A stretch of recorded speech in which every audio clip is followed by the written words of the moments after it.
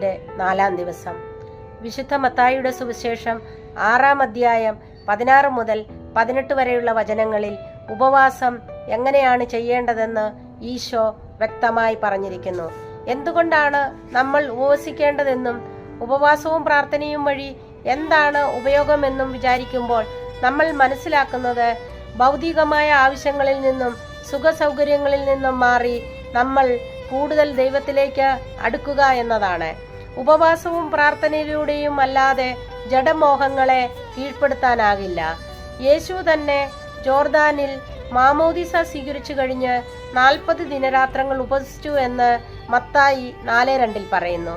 ശരീരത്തിന് ഭക്ഷണം ആവശ്യമാണെങ്കിലും അതുകൊണ്ട് മാത്രമല്ല മനുഷ്യൻ ജീവിക്കുന്നതെന്ന് തിരുവചനം പറയുന്നു. മത്തായി 4:4 പറയുന്നു, മനുഷ്യൻ അപ്പം കൊണ്ട് മാത്രമല്ല ദൈവത്തിൻ്റെ നാവിൽ നിന്നും പുറപ്പെടുന്ന ഓരോ വാക്കുകൊണ്ടുമാണ് ജീവിക്കുന്നത്.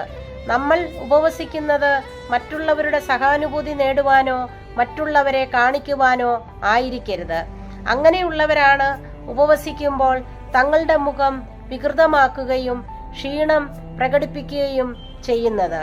പക്ഷേ ഉപവസിക്കുന്നത് അദൃശ്യനായ പിതാവല്ലാതെ മറ്റാരും കാണാതിരിക്കുവാൻ ശിരസിൽ തൈലം പൂശുകയും മുഖം കഴുകുകയും ചെയ്യുക എന്ന് ഈ വചനങ്ങളിൽ വ്യക്തമായി പറയുന്നു.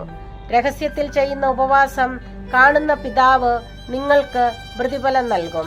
നമ്മൾ ചെയ്യുന്ന സൽപ്രവൃത്തികൾ ഒന്നും മനുഷ്യനെ പ്രീതിപ്പെടുത്തുവാനല്ലാതെ സ്വർഗീയ പിതാവിനെ പ്രീതിപ്പെടുത്തുവാൻ മാത്രമായിരിക്കണം എന്നും കൂടി നമ്മൾ മനസ്സിലാക്കുന്നു. ഉപവാസം ഭക്ഷണത്തിൽ മാത്രമല്ലാതെ ഈ ലോകം നൽകുന്ന എല്ലാ സുഖസൗകര്യങ്ങളിൽ നിന്നും ആയിരിക്കണമെന്ന് ധ്യാന ഗുരുക്കൾ പറയുന്നു. ശരീരത്തിൽ നമ്മൾ സഹിക്കുമ്പോൾ അത് നമ്മെ ദൈവത്തിലേക്ക് കൂടുതൽ അടുപ്പിക്കുകയും ആഴമായ ദൈവാനുഭവം ഉണ്ടാകുകയും ചെയ്യും. പരദൂഷണം പറയുന്നതിൽ നിന്നും ലോകത്തിനോടുള്ള അമിതമായ ആകർഷണത്തിൽ നിന്നും നമ്മൾ ഉപവസിക്കണം. എങ്കിൽ മാത്രമേ കൂടുതൽ ആത്മീയ കാര്യങ്ങളിൽ ശ്രദ്ധ ചെലുത്തുവാനും സ്വർഗം ലക്ഷ്യമാക്കി ജീവിക്കുവാനും നമുക്ക് കഴിയുകയുള്ളൂ.